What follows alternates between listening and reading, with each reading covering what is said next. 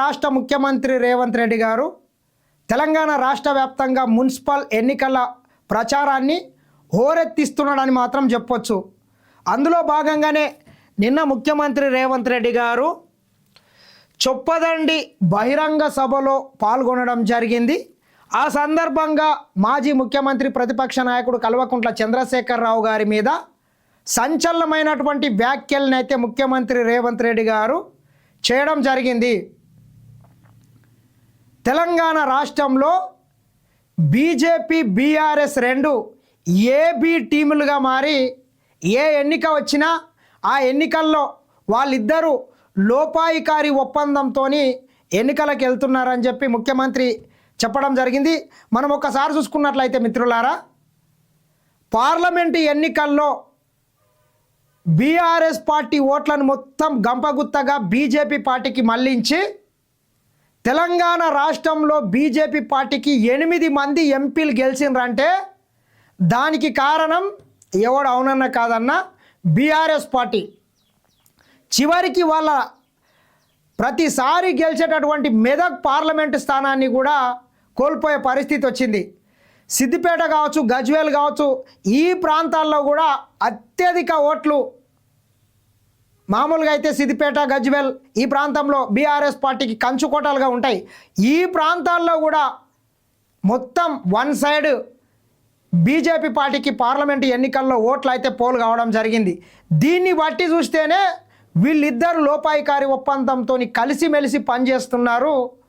పైకి శత్రువులుగా వ్యవహరించినా కానీ లోపల మాత్రము మంచి మిత్రులుగానే ఉన్నారు. తర్వాత జరిగినటువంటి ఎమ్మెల్సీ ఎన్నిక కావచ్చు, మొన్న జరిగినటువంటి పంచాయతీ ఎన్నికలు కావచ్చు, అదేవిధంగా జూబ్లీహిల్స్ ఉప ఎన్నిక కావచ్చు, కంటోన్మెంట్ ఎన్నిక కావచ్చు, ఇట్లా రకరకాల ఎన్నికల సందర్భంగా వీళ్ళ ఇద్దరి పెవికాల్ బంధం బయటపడ్డది. మరి లేకపోతే తెలంగాణ రాష్ట్ర ప్రభుత్వం అసెంబ్లీ సాక్షిగా కల్వకుంట్ల చంద్రశేఖరరావు గారు మాజీ ముఖ్యమంత్రి, ఆయన కుటుంబ సభ్యులు చేసినటువంటి అవినీతి అక్రమాల మీద సిబిఐ విచారణకు తెలంగాణ రాష్ట్ర అసెంబ్లీ ఆమోదించి పంపిస్తే ఈ రోజుకు ఆ కేసుని కేంద్ర ప్రభుత్వం ఎందుకు టేక్ ఓవర్ చేస్తలేదు, ఎందుకు సిబిఐ ఎంక్వైరీ జరిపిస్తలేదు? అదేవిధంగా ఈ ఫార్ములా కేసులో ఆర్బీఐ 10 కోట్ల రూపాయల పెనాల్టీ వేసినటువంటి కేసులో కూడా ఈడీ కేటీఆర్ని ఎందుకు అరెస్టు చేస్తలేదు, వాళ్ళ కుటుంబం మీద ఎందుకు చర్య తీసుకోవట్లేదు? ఇట్లా పలు సంచలనమైనటువంటి ఆరోపణలు అయితే ముఖ్యమంత్రి రేవంత్ రెడ్డి గారు సాక్ష్యాలతోని కేంద్ర ప్రభుత్వాన్ని, నరేంద్ర మోడీ ప్రభుత్వాన్ని, ఇక్కడ ఉన్నటువంటి బీజేపీ ఎంపీలు, 2 కేంద్ర మంత్రులు బండి సంజయ్ కావచ్చు, కిషన్ రెడ్డిని ఘాటైనటువంటి వ్యాఖ్యలతోనే అయితే నిలదీయడం జరిగింది. ఒక్కసారి మనం చూసుకున్నట్లయితే గురువారం చొప్పదండి సభలో మహిళా సంఘాలకు 110 కోట్ల విలువైన చెక్కును అందజేస్తున్న సీఎం రేవంత్, పక్కన మంత్రులు పొన్నం ప్రభాకర్, శ్రీధర్ బాబు, అడ్లూరి లక్ష్మణ్, విప్ ఆది శ్రీనివాస్ తదితరులు మహిళా సంఘాలకు దాదాపు 101 కోట్ల రూపాయలకు సంబంధించినటువంటి చెక్కును కూడా ముఖ్యమంత్రి అందించడం జరిగింది. కేసీఆర్ను జైల్లో వేశాకే బీజేపీ ఓట్లు అడగాలి, కాళేశ్వరంపై లేఖ రాసి 6 నెలలైన సిబిఐ విచారణ ఎందుకు చేయట్లే సీఎం రేవంత్? కేసీఆర్ని అనేక అవినీతి అవకతవకలకు, అక్రమాలకు పాల్పడినటువంటి కల్వకుంట్ల చంద్రశేఖరరావుని ముందు జైల్లో వేసిన తర్వాతనే తెలంగాణ రాష్ట్రంలో బీజేపీ పార్టీ ఓట్లు అడగాలని చెప్పి ముఖ్యమంత్రి అన్నాడు. కరెక్టే కదా. తెలంగాణ రాష్ట్ర అసెంబ్లీ, ఈ రాష్ట్ర ప్రభుత్వము 1,00,000 కోట్లు పెట్టి కట్టినటువంటి కాళేశ్వరం ప్రాజెక్టు 3 సంవత్సరాలు దాటకన్నా ముందే కూలేశ్వరం అయింది, కుప్ప ఊలిపోయింది, కోట్ల రూపాయల ప్రజాధనం వృధా అయిపోయింది, కోట్ల రూపాయల అవినీతి జరిగింది. కాళేశ్వరం కుంభకోణంలో ఈఎన్సీలుగా పనిచేసినటువంటి కొంతమంది వ్యక్తుల దగ్గరనే 100 కోట్ల అవినీతి అక్రమాస్తులు దొరికినాయి.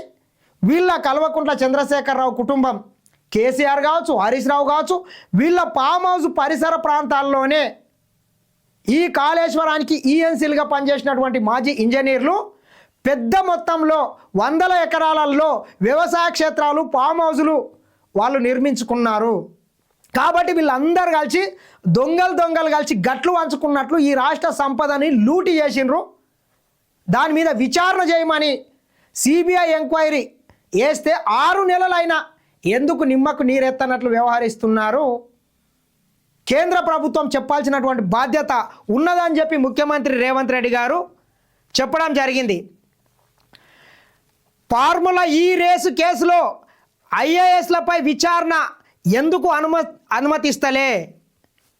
దీంతో పాటు ఎన్నికలకు ముందు ఎక్కడో సంపన్నులు ఆడుకునేటటువంటి గేమ్ ఈ ఫార్ములా కేసులో ఐఏఎస్లను విచారించాలని కేంద్ర ప్రభుత్వాన్ని కోరినా కానీ ఎందుకు విచారిస్తలేదని చెప్పి, నిజమే కదా, కాంగ్రెస్ పార్టీ ఏమన్నా అడిగితే దాన్ని చేస్తలేదంటేనే వీళ్ళిద్దరు ఒక్కటైనరని అర్థం. పైకి తిట్టుకుంటారు కానీ లోపల మాత్రం రహస్య స్నేహితులు.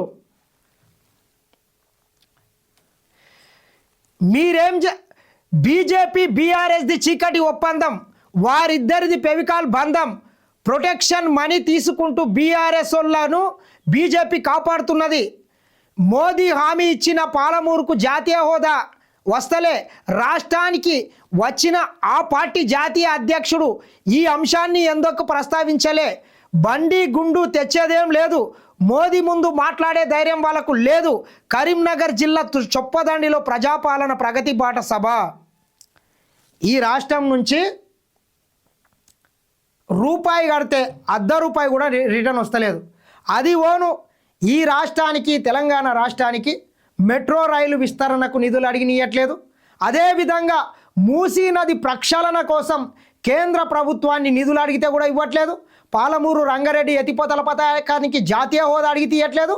ఇట్లా ఏమి అడగనోళ్ళు, ఏం చేయనోళ్ళు, ఏం ముఖం పెట్టుకొని మళ్ళొకసారి బీజేపీ జాతీయ అధ్యక్షుడు పాలమూరుకు వచ్చి పెద్ద పెద్ద గప్పాలు నరుకుతున్నాడు. ఇట్లా ఒక్కొక్కడు బారెడు మూరెడు నరుకుతున్నాడు. మీరు చేసింది ఏంది? మీరు ఒరగబెట్టేదేంది? ఈ రాష్ట్రం నుంచి 8 మంది ఎంపీలను గెలిపిస్తే 2 కేంద్ర మంత్రులు అయినరు. వీళ్ళు ఎంతసేపు నరేంద్ర మోడీ, అమిత్ షాకు ఊడిగం చేస్తున్నారు కానీ ఈ రాష్ట్ర ప్రయోజనాల కోసం పనిచేయట్లేదు. మనం చూసినాం మొన్నటి బడ్జెట్లో తెలంగాణ రాష్ట్రానికి గుండు సున్నా విధించిండ్రు. పక్కనున్నటువంటి ఆంధ్రప్రదేశ్కు వేల కోట్ల రూపాయలు కొన్ని ప్రాజెక్టులను ప్రకటించి ఈ తెలంగాణ రాష్ట్రాన్ని చవితి ప్రేమ చూస్తున్నారు.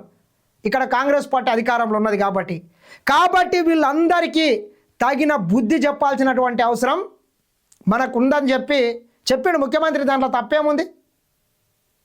పేరుకే బండి సంజయ్, అరవింద్ పెద్ద పెద్ద నరుకుతుంటారు.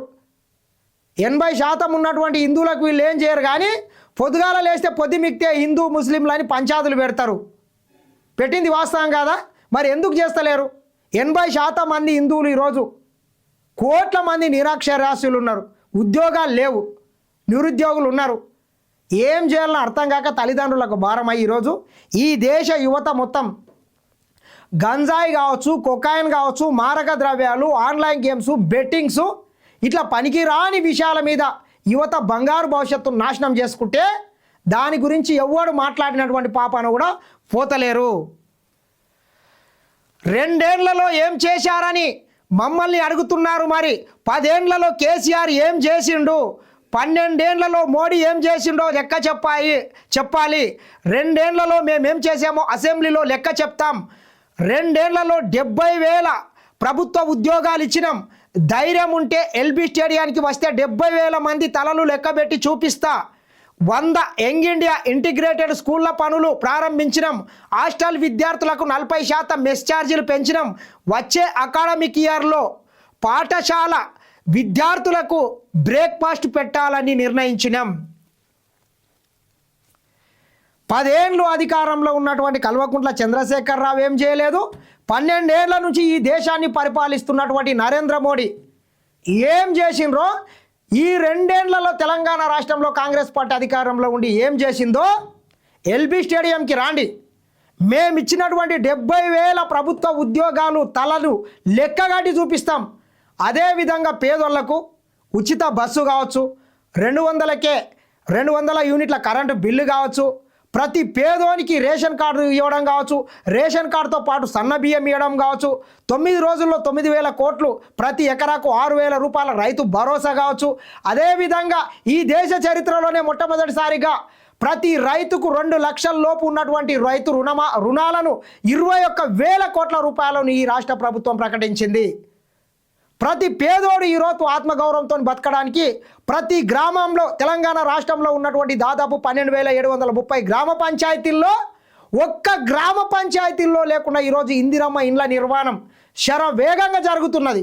ప్రతి నియోజకవర్గానికి 5 లక్షల ఇందిరమ్మ ఇండ్లని మంజూరు చేసిండ్రు. ఇట్లా ఒక్కొక్కటి అభివృద్ధి సంక్షేమం జోడెడ్లుగా ఈరోజు తెలంగాణ రాష్ట్రంలో ముందుకు తీసుకుపోతున్నాం. మరి గత 10 ఏళ్ళు కల్వకుంట్ల చంద్రశేఖరరావు ఏం చేసిండు? 12 ఏళ్ళు ఈ దేశాన్ని ఏలుతున్నటువంటి అతిపెద్ద హిందూ అయినటువంటి నరేంద్ర మోడీ ఏం చేసిండు? చెప్పే దమ్ము ధైర్యం మీకుంటే రాండి, సవాల్ విసురుతున్నా. ఎల్బీ స్టేడియం సాక్షిగా 2 ఏళ్లలో మేమేం చేసినాం, 10 ఏళ్లలో మీరేం చేసినరో తేల్చుకుందామని చెప్పి ముఖ్యమంత్రి అయితే సవాల్ విసిరిండు. మరి ఈ సవాల్ను బండి సంజయ్ స్వీకరిస్తాడా, కిషన్ రెడ్డి స్వీకరిస్తాడా, ప్రతిపక్ష నాయకుడు కల్వకుంట్ల చంద్రశేఖరరావు స్వీకరిస్తాడా?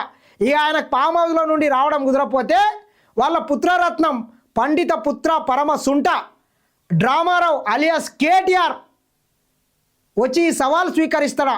చూడాల్సినటువంటి అవసరం అయితే మన అందరి మీద ఉంది మిత్రులారా. ఇది ఏది ఏమైనా త్వరలో జరగబోయేటటువంటి ఎన్నికల్లో పెద్దలు చెప్తుంటారు, కల్వకుంట్ల చంద్రశేఖరరావే చెప్తుంటే గాడిదలకు గడ్డేసి ఆవులకు పాలు వినకని చెప్తుండే. కాబట్టి ఈ 10 ఏళ్ళు ఏం చేయనోళ్ళని, 12 ఏళ్ళు ఏం చేయనోళ్ళని పక్కన పెట్టి 2 ఏళ్ల నుండి ఎన్నో సంక్షేమ పథకాలు చేస్తున్నటువంటి కాంగ్రెస్ పార్టీ అభ్యర్థులనే కనుక మున్సిపాలిటీల్లో కావచ్చు, కార్పొరేషన్లో గెలిపించినట్లయితే ప్రభుత్వంతో కలిసి పనిచేసి పెద్ద ఎత్తున ప్రభుత్వంతో కొట్లాడి నిధులు తీసుకొని వచ్చి కూడా మున్సిపాలిటీలను డెవలప్ చేసే అవకాశం ఉంటుంది. కాబట్టి ఆలోచన చేసి అధికారంలో ఉన్నటువంటి కాంగ్రెస్ పార్టీకి ఓటేయాలని మరొక్కసారి కోరుకుంటున్నాం.